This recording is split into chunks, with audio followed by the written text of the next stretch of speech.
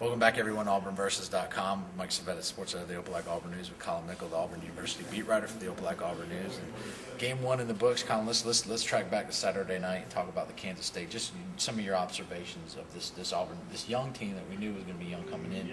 Observations on how they played well in the last 5 minutes of the fourth quarter, but for the rest of the 55 minutes, struggled a little bit. What were some of your observations? Well, I mean, that goes to that's it. Right now, this is a game that the Auburn offense wants to forget. They did not play up to their potential. They did not play the way they expected to. And really, it was a pretty complete, for 55 minutes, it was a pretty complete breakdown on the running backs, the wide receivers, the offensive line. Brandon Cox missed a bunch of checks at the line, we're being told. I mean, from start to finish, and it starts with protecting Brandon. Everything starts with protecting Brandon. They absolutely didn't do it. And did he hold the ball too long at times? Yes. Were the wide receivers not getting open as much, as often as they need to protect Brandon? Yes. But it starts up front, and the front five and the tight ends and the running backs just didn't protect him. And we saw Kansas State defenders hitting him. I mean, he must have gotten hit a dozen times. He only got sacked 5 times, but he was throwing the ball away and getting hit a lot. And that they can't do that and be successful on offense. They will lose to South Florida if he gets hit that much. And Brandon said yesterday that he was a little fuzzy during the game, kind of missed some key reads and things like that during the game. Can they protect Brandon for the next 11 games? A lot of things have to change for them to be better at protecting Brandon. Brandon has to get better. Again, everyone has to get better. They're going to work a lot this week on doing just that. That's been the focus in the 2 days that they've practiced so far, and that's going to be their focus until they're satisfied they can do it. But, I mean, there is not, Anthony Munoz is not just sitting on the bench waiting to come in and replace one of these guys. They've got who they've got. Right, and the right side with a redshirt freshman, Mike Berry, playing guard, and a true freshman in Lee Zimba playing tackle. They got thrown into the fire Saturday night, and we'll see how they improve. Obviously, go ahead. I think it's interesting. When you look at the players' grades, Zimba and Barry, the freshmen, actually graded out. Had some of the better grades in the team. The left side of the line with Tyrone Green and King Dunlap really struggled. King Dunlap scored lower than any of the other offensive linemen, and that's a real disappointment for them. He's a fifth-year senior. He's the left tackle. He's a guy who has to be better. He's the guy who I think has the most pressure to improve going into this week's game. One person that did show up. A couple of players, unsung hero-wise, James Swinton caught probably the biggest pass of his career.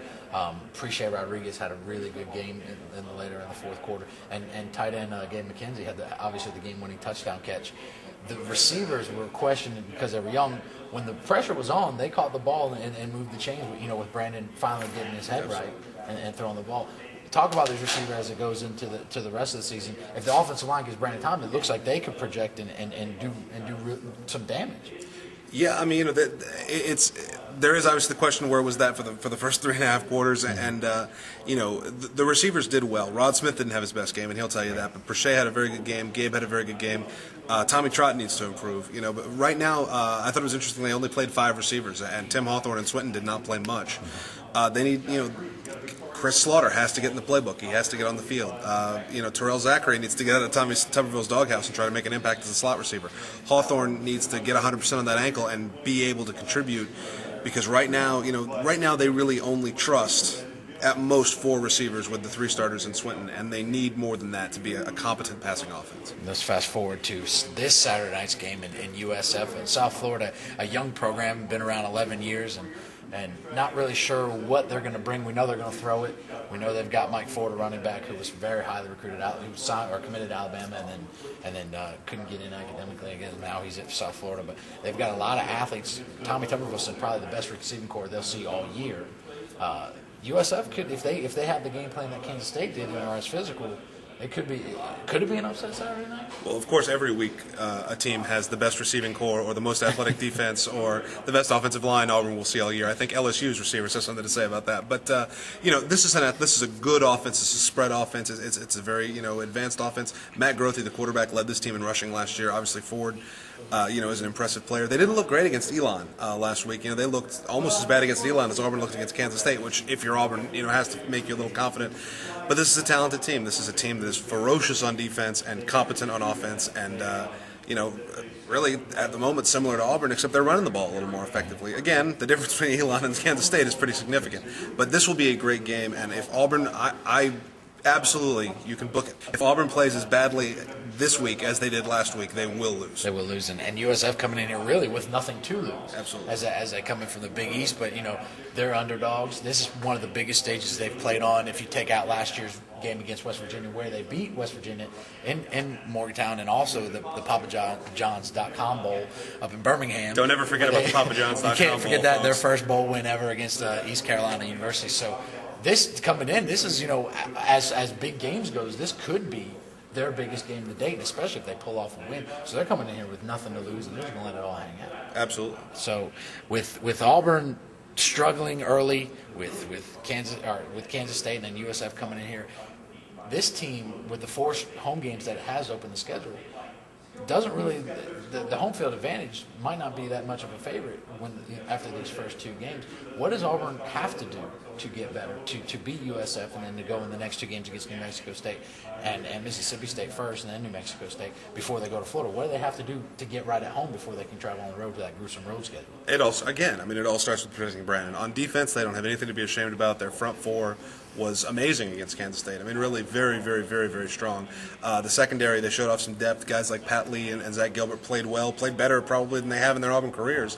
And as long they got to hope that Trey Blackman, who didn't practice today, Tuesday, is going to be healthy. They got to hope that Aaron Savage, who didn't practice today, is going to be healthy.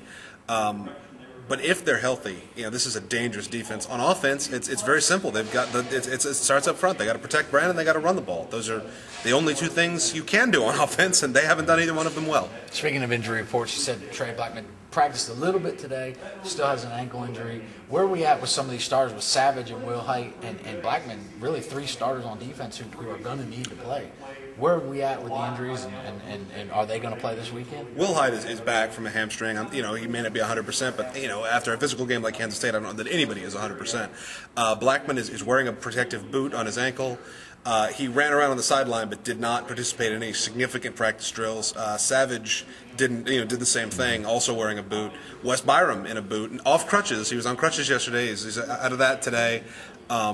He's a guy who maybe will kick field goals and not kick off. Maybe won't play at all. There's a lot that we don't know yet about Auburn. Wes Byram, the freshman kicker, tweaking his ankle, making a tackle, or at least attempting to make a tackle on special teams. You like to see that. Some breaking news, I guess, in the quarterback situation. Steven Ensminger will transfer. Obviously, will travel when he does transfer. You like that? You like how I did that right there? So give us the news on Steven Ensminger, Auburn's 4th-string quarterback.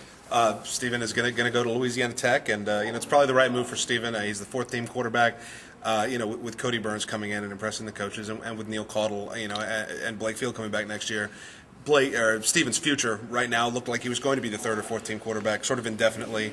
He's a good kid. He was at Opelika. He's got talent. He's got a strong arm. Louisiana Tech is probably a place where he can find some more success than he's found at Auburn. All right, and that's the scoop here at Auburn. Getting ready for Game 2 here at Jordan-Hare Stadium on Saturday night against South Florida. And Collin, prediction for Saturday night. You heard it here first. South Florida 17, Auburn 10. Wow. Taking the Bulls. I think it maybe flip-flop. Auburn wins this game, but it's going to be a lot closer and a lot uglier than probably Saturday night's game was against Kansas State. Well, that's it. Colin's picking South Florida. I'm picking Auburn in a squeaker.